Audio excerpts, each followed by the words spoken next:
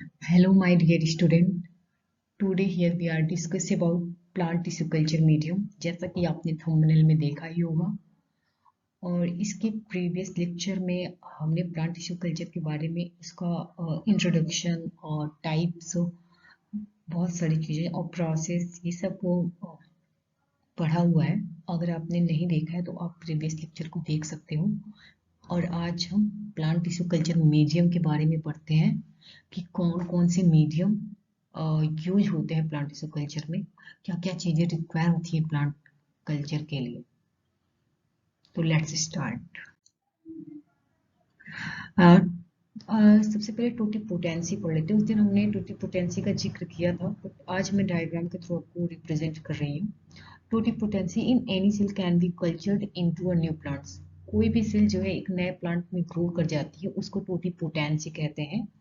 जैसे ये देखिए लीव्स है, लीव्स को हम कल्चर कर रहे हैं। इसके एक पार्ट को हमने निकाला और इसको कल्चर किया, और कल्चर करने के बाद हम ये देखते हैं कि हम पूरे के पूरे प्लांट को ग्रो कर पा रहे हैं।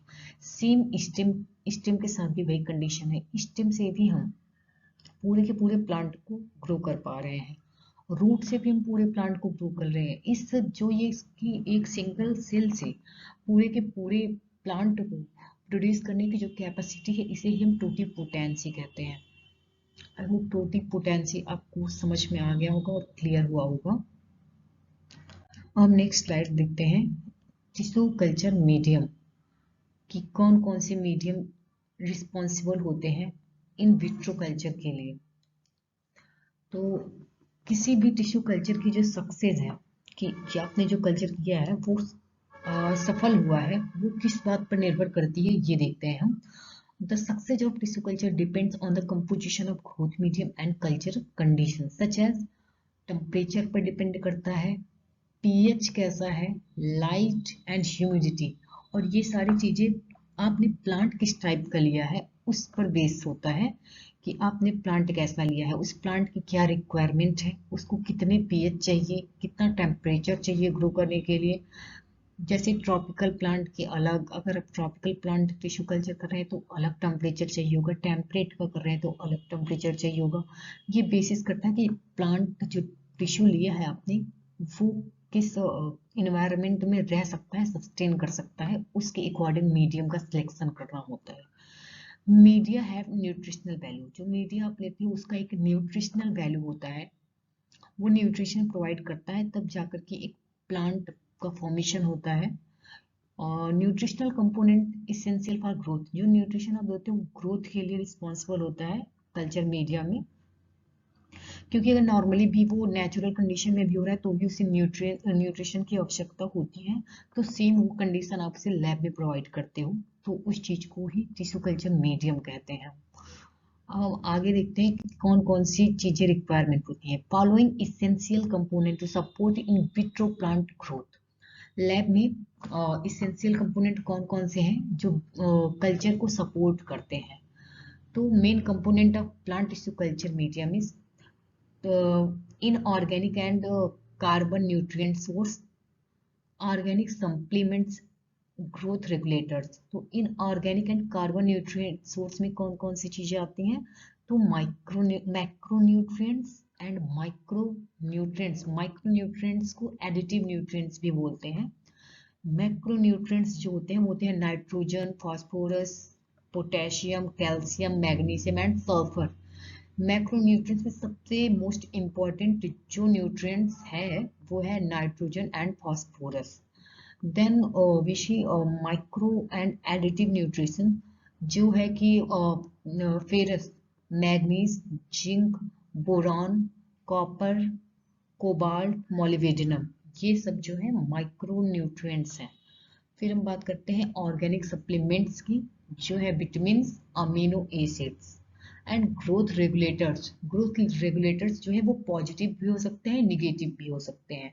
जो पॉजिटिव होंगे वो ग्रोथ को इन्हांस करेंगे, और जो निगेटिव होंगे वो ग्रोथ को इनहिबिट करेंगे, रेगुलेट करेंगे कि ओवर ग्रोथ ना हो जाए या ओवर प्रोडक्शन। इन सब चीज़ों का ध्यान रखने के लिए दो टाइप्स के होते हैं। आगे के स्लाइड्स में हम इन सब चीज़ों को अच्छे से कवर करने वाले हैं, तो आप प्लीज़ लास्ट तक बने रहिएगा वीडियो के।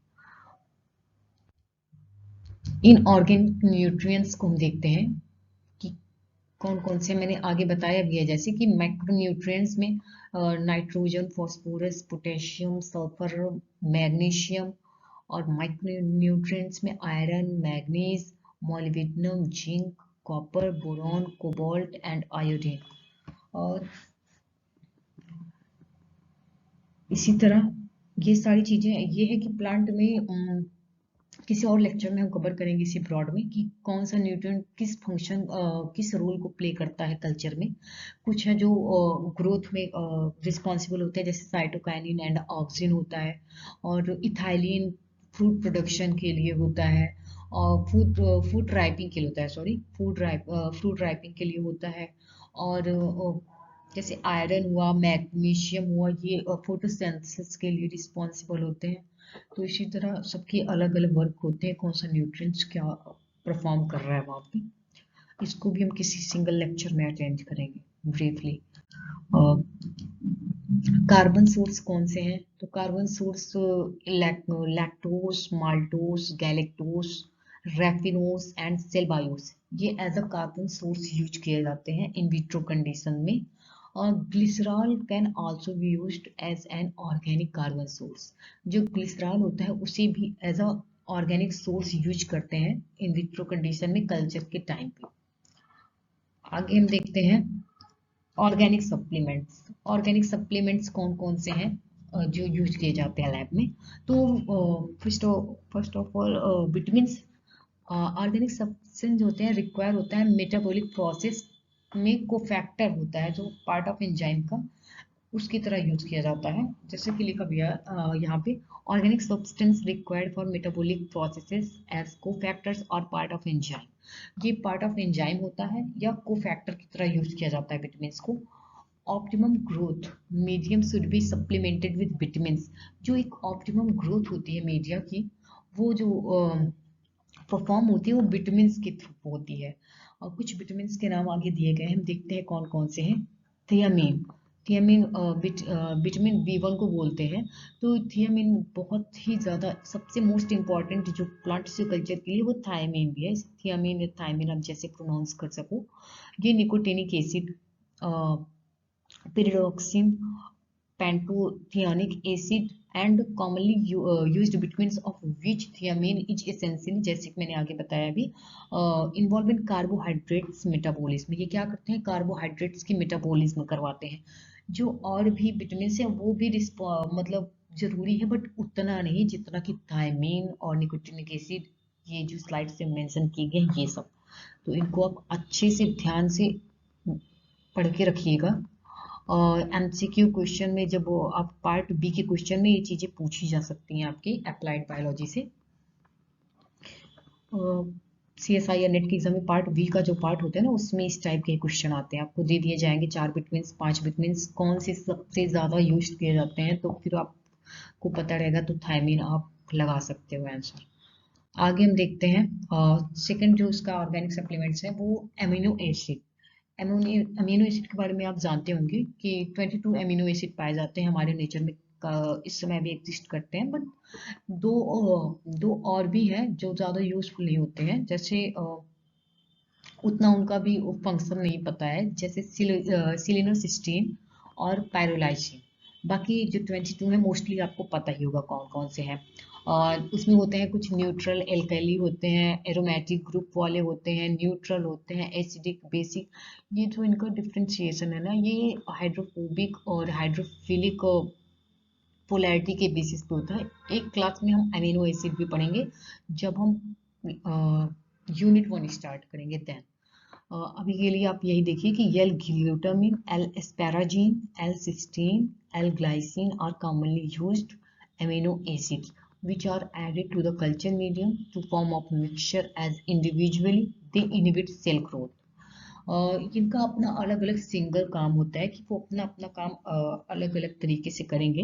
मिक्सचर अगर आप इन्हें मिक्स करके डाल देते हो, which are added to the culture medium in form mixture, mixture के थ्रू आपने ऐड करते हो एज इंडिविजुअली दे इनहिबिट। अगर आप इन्हें सिंगल डालोगे कि हाँ कल्चर कर रहे हैं, सिंगल किसी ग्लाइसिन को डाल दिया, सिस्टीन को, ये इनहिबिट कर देती है सेल की ग्रोथ को। तो इस बात को आप अच्छे से ध्यान में रखिएगा। अब हम बात करते हैं ग्रोथ रेगुलेटर्स की। ग्रोथ रेगुलेटर्स जो यूज किए जाते हैं प्लांट कल्चर में, लैब में, उसमें है plant growth regulators and plant growth inhibitor. जैसे कि मैंने बताया था कि कुछ नेगेटिव होते हैं, कुछ पॉजिटिव होते हैं। जो रेगुलेट करेंगे ग्रोथ को वो पॉजिटिव होंगे, और जो इनहिबिट करेंगे वो नेगेटिव होंगे। तो पॉजिटिव कौन कौन से हैं? Auxin, gibberellin and cytokinin. तो ऑक्सिन एंड साइटोकाइनिन का रोल आपको पता है।